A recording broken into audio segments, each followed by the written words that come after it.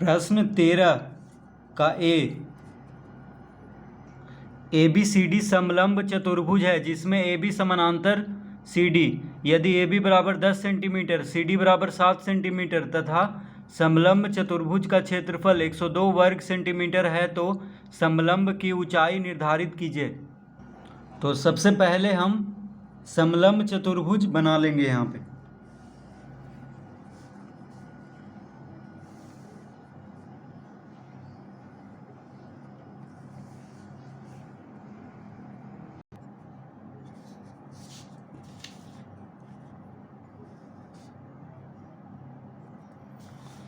तो इस तरह से एक समलंब चतुर्भुज बना लेंगे। तो इसका नाम दे देंगे ए बी सी डी। तो ए बी सी डी समलंब चतुर्भुज है जिसमें ए बी समानांतर है सी डी के। देखिए ए बी समानांतर है सी डी के, ठीक है। तो समलंब चतुर्भुज में दो भुजा समानांतर होता है, तो ए बी और सी डी समानांतर है। यदि ए बी बराबर 10 सेंटीमीटर, ए बी कितना है, ए बी जो है 10 सेंटीमीटर है, ठीक है। यहाँ से यहाँ तक कितना है, 10 सेंटीमीटर, ठीक है। ए बी दिया हुआ है 10 सेंटीमीटर, सी डी है 7 सेंटीमीटर, सी डी कितना है 7 सेंटीमीटर है। देखिए सी डी है 7 सेंटीमीटर और समलंब चतुर्भुज का क्षेत्रफल दिया हुआ है 102 वर्ग सेंटीमीटर है। तो समलंब की ऊंचाई ज्ञात करें। तो पहले हम एक ऊंचाई यहाँ पे बना लेते हैं। इसका नाम हम दे देते हैं डीएम। तो डीएम जो है ए बी पे लंब है। डीएम क्या है, ए बी पे लंब है, यानी डीएम हो गया इसका ऊंचाई, किसका, समलंब चतुर्भुज ए बी सी डी का।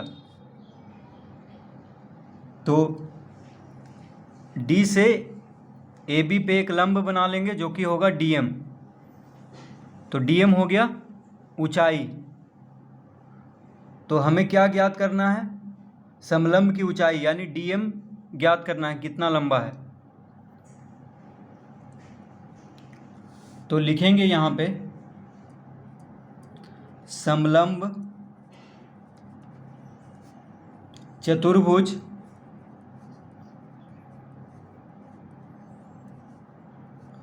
समलंब चतुर्भुज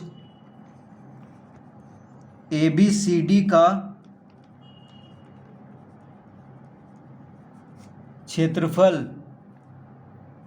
बराबर। तो देखिए समलंब चतुर्भुज का क्षेत्रफल का सूत्र होता है 1/2 गुना समानांतर भुजाओं का योग,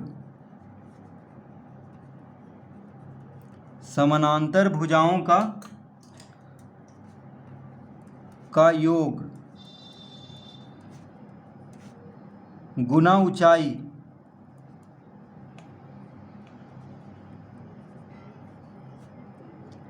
ठीक है। तो समलंब चतुर्भुज का क्षेत्रफल निकालने का सूत्र होता है 1/2 गुना समानांतर भुजाओं का योग गुना ऊंचाई, यानी हो जाएगा 1/2 गुना समानांतर भुजा कौन कौन है, ए बी और सी डी है। तो लिखेंगे A B plus C D, A B plus C D गुना ऊंचाई। ऊंचाई कौन है, तो ऊंचाई है डीएम। तो यहाँ पे डीएम लिख लेंगे, ठीक है।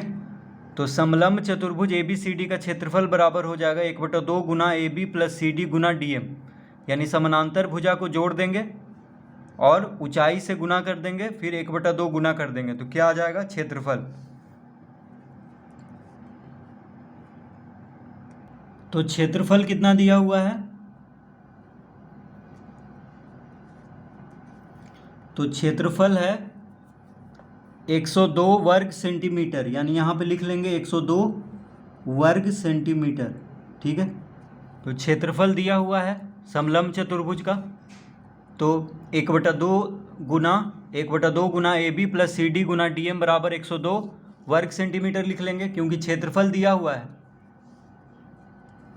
अब हम लिखेंगे 1/2 गुना ए बी कितना है, ए बी है 10 सेंटीमीटर, ए बी है 10 सेंटीमीटर, सी डी है 7 सेंटीमीटर गुना डी एम, डी एम तो ज्ञात करना है, बराबर 102 लिख लेंगे।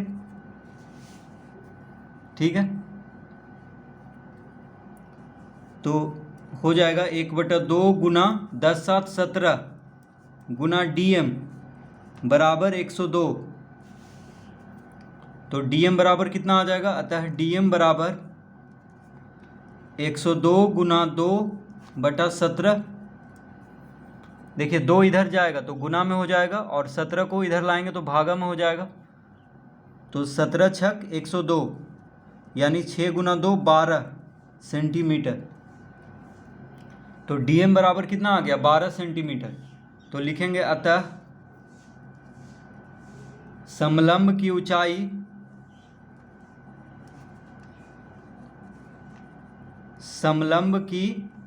ऊंचाई बराबर 12 सेंटीमीटर।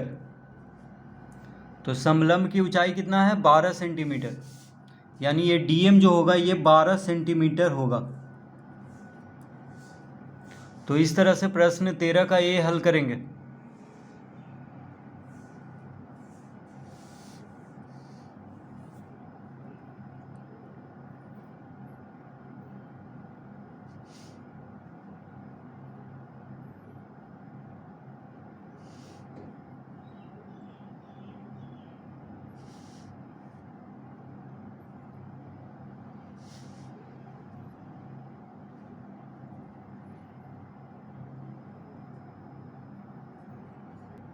प्रश्न 13 का बी,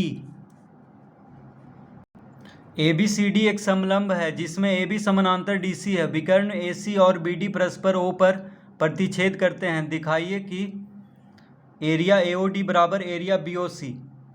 तो पहले हम चित्र बना लेते हैं। तो ए बी सी डी एक समलंब है, तो समलंब चतुर्भुज का चित्र हम बना लेंगे यहाँ पे।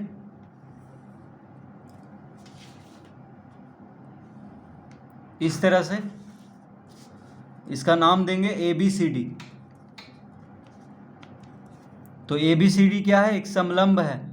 तो समलंब में क्या होता है, दो भुजा समानांतर। तो ए बी और सी डी क्या है, समानांतर है, यानी ए बी और डी सी क्या है, समानांतर है। विकर्ण ए सी, तो ए सी को मिला देंगे यहाँ पे, और विकर्ण बी डी, विकर्ण ए सी और विकर्ण बी डी कहाँ पे मिल रहा है दोनों, तो विकर्ण ए सी और विकर्ण बी डी परस्पर ओ पर प्रतिच्छेद करते हैं। परस्पर ओ पर, यानी जहाँ पे मिल रहा है वहाँ पे क्या है, ओ है। दिखाइए कि एरिया ए ओ डी, देखिए ए ओ डी यानी ये जो त्रिभुज है ए ओ डी और त्रिभुज बी ओ सी का क्षेत्रफल बराबर होगा, यानी इसका और इसका क्षेत्रफल बराबर होगा, ये हमें दिखाना है। ठीक है, ए ओ डी और बी ओ सी। तो लिखेंगे चूँकि ए बी सी डी एक समलंब, ए बी सी डी एक समलंब चतुर्भुज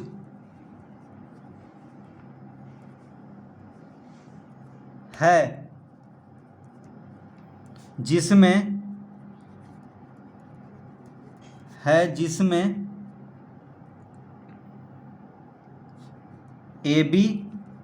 बी समानांतर है डी सी के। ठीक है, तो ए बी सी डी क्या है, एक समलंब चतुर्भुज है जिसमें ए बी समानांतर है डी सी।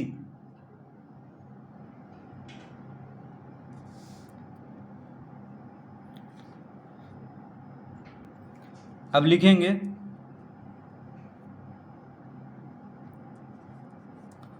अब त्रिभुज ए बी डी तथा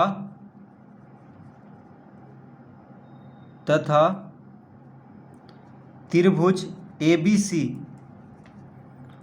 तो त्रिभुज ए बी डी तथा त्रिभुज ए बी सी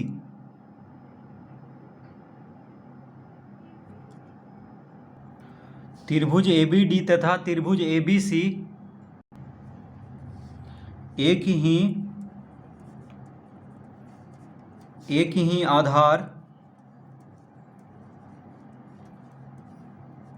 एक ही आधार ए बी तथा एक ही आधार ए बी तथा एक ही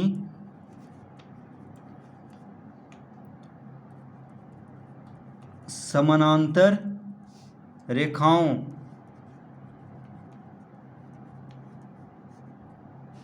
ए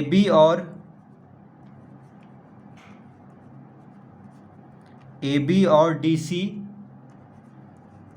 के बीच स्थित है।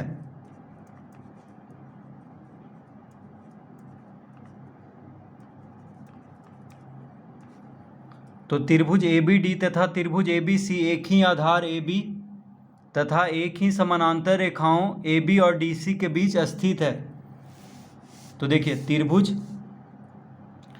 ए बी डी, त्रिभुज ए बी डी यानी ये त्रिभुज ए बी डी और त्रिभुज ए बी सी, ये दोनों त्रिभुज देखिए दोनों का आधार ए बी है। त्रिभुज ए बी डी में भी आधार क्या है? ए बी है। और त्रिभुज ए बी सी में भी आधार क्या है? ए बी है। तो दोनों त्रिभुज का आधार क्या है? ए बी है। और दोनों त्रिभुज ए बी और डी सी समानांतर रेखा है, तो ये दोनों के बीच में है। ठीक है, तो लिखेंगे त्रिभुज ए बी डी तथा त्रिभुज ए बी सी एक ही आधार ए बी तथा एक ही समानांतर रेखाओं ए बी और डी सी के बीच स्थित है। अतः एरिया त्रिभुज ए बी डी का जो क्षेत्रफल होगा वो किसके बराबर होगा? त्रिभुज ए बी सी का क्षेत्रफल के बराबर होगा। तो त्रिभुज ए बी डी का क्षेत्रफल और त्रिभुज ए बी सी का क्षेत्रफल क्या होगा? बराबर होगा। ठीक है, क्योंकि दोनों त्रिभुज का आधार एक है और दोनों त्रिभुज, तो त्रिभुज ए बी डी और त्रिभुज ए बी सी क्या है? एक ही आधार और एक ही समानांतर रेखा के बीच में स्थित है, इसीलिए दोनों का क्षेत्रफल बराबर होगा। तो लिखेंगे एरिया त्रिभुज ए बी डी बराबर एरिया त्रिभुज ए बी सी। ठीक है,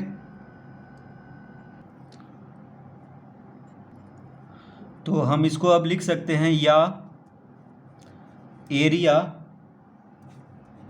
त्रिभुज A B D minus area त्रिभुज ए ओ बी बराबर